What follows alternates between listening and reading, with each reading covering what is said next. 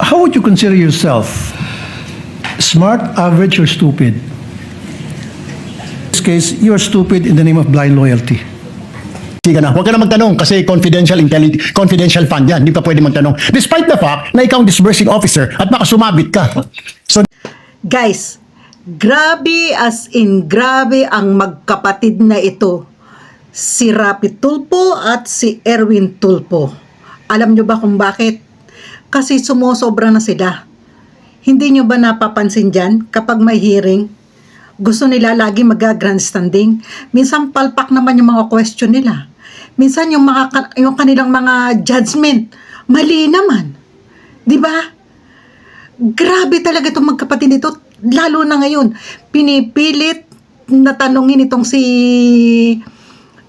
Erwin Tulfo, itong si Gina Acosta, yung witness sa impeachment ni BP Sara.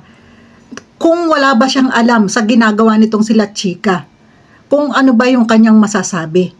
alam niyo po yung mga pangalang Mary Grace Piatos, Chippy McDonald, Pusa, Pagong, Ngit-Ngit, Belat, na hindi po totoo mga tao ito, na mga totoong pangalan. Alam niyo po yun. Na-encounter ko po yun. Tanong ko po, alam niyo na hindi po totoo. Chippy McDonald din yun, I'm sure. Nag-rely po ako sa... Hindi po, common sense lang po. Pusa, Pagong, may pinili bang Pusa, Pagong sa Davao?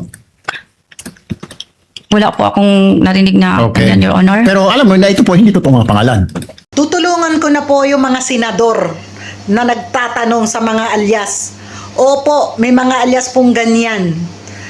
Sa probinsya po namin, may mga alias pa po doon na paniki. Merong kabag, merong pong baboy, merong talakitok, merong isda. Oh, marami pa pong iba. May mga aliases po talagang ganyan. Kaya kung ba yung sinasabi nyo may mga pagong, may pusa, meron po talaga. Kung kayo po ay nakatira sa probinsya. Oo, totoo po may mga aliases na ganoon.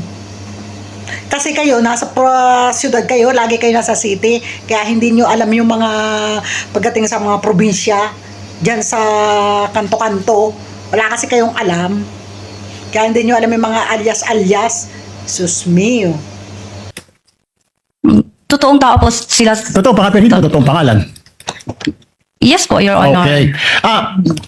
Kung hindi po totoo mga pangalan, bakit wala kayong record na itong mga pangalan ng mga tao na tumanggap na CIF? Bakit hindi po ninyo na-remind si Colonel Chica o maging si OVP na, Sir, Ma'am, kailangan po natin na totoong pangalan na recipient ng CIF dahil baka hindi na kailangan ng COA at nasa Joint Memorandum Circular po yan. You should know that. Sa nabasa ko po sa GC, Your Honor, hindi naman po sinasabi doon na kailangan po ang pangalan ng recipient po, Your Honor. So sa pagkaintindi mo, hindi kailangan. Hindi mo nilalagay. Ano po yung nilalagay sa safes ng mga dokumento? Anong mga nilalagay? Anong nilalaman? Di ba pinapabili po kayo ng safe, di po ba? At bumili kayo ng safe, tama po? Meron po kaming safe, Your Honor. Okay, anong nilalagay sa safe? Nakalagay po sa Joint Memorandum Circular po yun. Meron po, ang nilalagay po doon yung mga documents po. Anong documents po yun? Yung CDR po. Okay. Alam niyo na si Colonel Chica ay hindi po maaaring mag-disburse dahil wala siya fidelity bond. Pero dahil utos po sa ni VP Sara, sumunod ka lang. Tama po. Instruction po yun. Siya po ang Kaya nga po. designate ni Ma'am BP Sara na security officer, Your Honor. Nga po, kaya nga po. Pero alam niyo na wala po siyang fidelity bond. Yan yet, dahil utos po ni VP, disburse po sa kanya. Tama po. Yes, Your Honor. Okay. So, tanggap mo rin po ang rason ni Colonel Chica na huwag ka na magtanong kasi confidential fund yan. Hindi ka pwede magtanong. Despite the fact na ikaw ang disbursing officer at baka sumabit ka. So, hindi mo na tinanong, ano ba talaga ito, Colonel? At delikado ito, baka sumabit ako. Tama na ba yung sagot niya? Huwag ka na magtanong, tumahimik ka na lang dyan dahil confidential fund yan. Ikaw ang disbursing officer. Meron po siyang binigay sa akin, Your Honor, na fund utilization report po, Your Honor. Aside po sa pag-verify ko sa kanya kung bakit ito ang pangalan, Your Honor. Kasi confidential in nature po yun, Your Honor. So sa tingin mo, walang mali po sa paggasta ni Colonel Chica sa intelligence fund, confidential fund ng Office of the Vice President?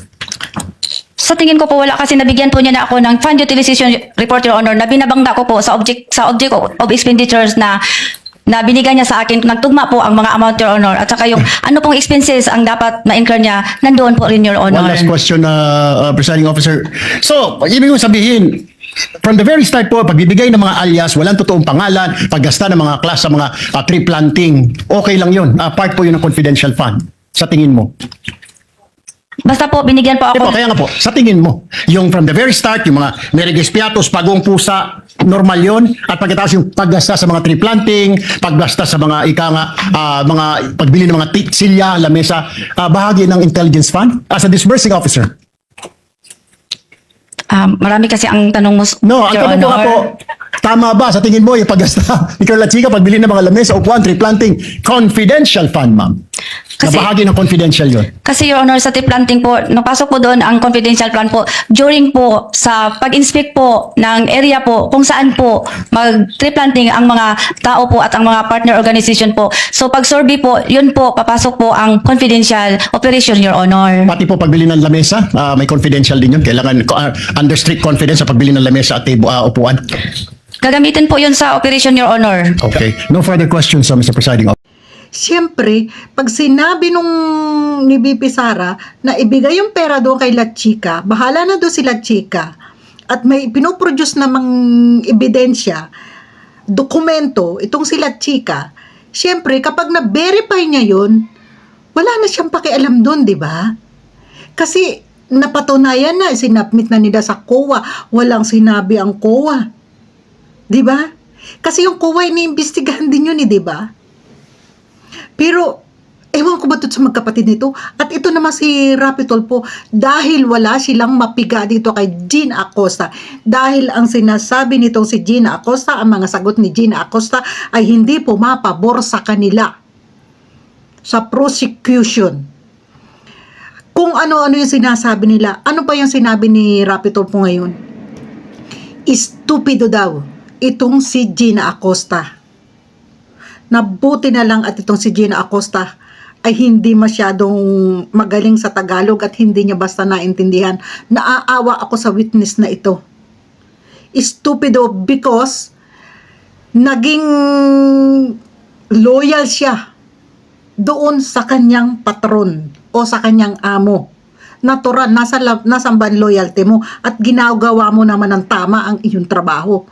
Alangan namang ang maging loyalty ng taong yan ay sa ibang tao, samantalang yun ang kanyang amo at yun ang nagpapasweldo sa kanya, maganda ang trato sa kanya at nagagawa niya ng ayos. How would ng you consider tama yourself? yung kanyang trabaho. Tapos Smart, sasabihin mo, average, or stupid? Nasa average lang po ako Average. ng pagkatao, Your Honor. Correct. Just like millions and millions and millions of Filipinos. Good. Normal. Kasi sa isang normal na tao, kapag siya'y binigyan bilang isang SDO tulad sa inyo ng listahang pangalan ng mga informants na bilat, pagong at pusa, papalag ka. Ano ba to, Colonel? Mukhang hindi ata tama to, bastusan na to. Di po ba? Para sa normal na tao. Am I right?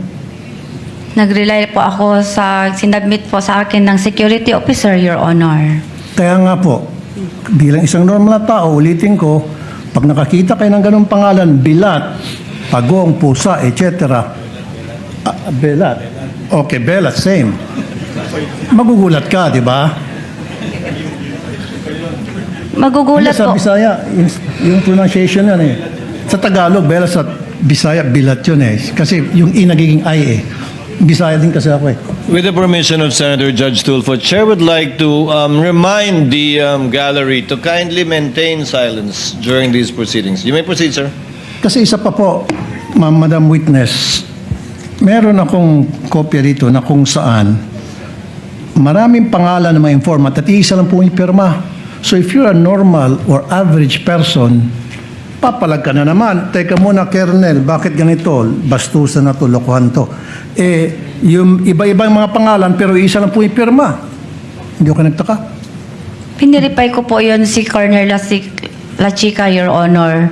At ang sagot naman niya sa akin, Ma'am Gina, those are sensitive information, Ma'am Gina.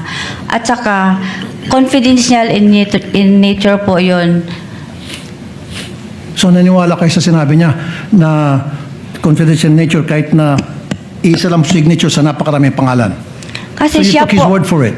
kasi siya po ang nag-implement sa mga confidential activities, Your Honor, on the grounds. Siya po ang inatasan na mag-implement.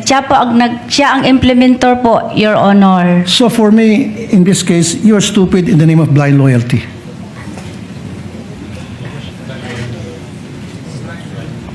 Ano po yun? Naging stupido kayo sa ngalan ng isang tinatawag na blind loyalty. Nakapikit kung ano yung sinasabi sa iyo ng nakakataas, sinusunod mo na lang. Stupido ka pa rin, pero in the name of blind loyalty. Would you agree? Dili ko maintindihan. Bakit galit sila kay Gina Acosta? Nakakaawa yung witness. Kasi yung witness pala ay ang asawa ay nasa ospital pa.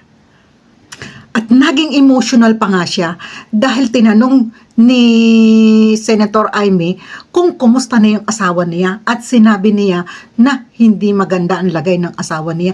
Tapos ginaganito pa nila yung witness na yan. Last question na lang po, kumusta yung asawa ninyo na binisita ninyo? Alam ko, undergoing treatment sa Davao. Hindi po maganda, ma'am. I'm sorry. I'm sorry also, pinagdadasal Pakaila ko, namin ma'am. siya. I'm sorry. Kagustuhan ba ng witness na yan na pumunta dyan? Pinatawag siya dyan para mag-witness kung anong yung tanong, yun ang sasagutin niya. Di ba? Bakit kailangan nyo siyang pilitin? Kung anong alam niya, siyempre yun lang ang sasabihin niya. Pero yung sabihin niyo na stupido siya, my God! Ano na kayo? Grabe kayo, grabe. As in. Grabe kayo. Kung hindi, grabe talaga yung mga panlalait ninyo. Sorry guys, hindi ko natapos yung aking vlog. Nagmamadali. Kaya ito, tinuloy ko na lang sa labas. Guys, sa susunod na eleksyon, huwag kayong boboto ng Kumu Sikat. Boboto nyo yung matino ang ating piliin. Okay?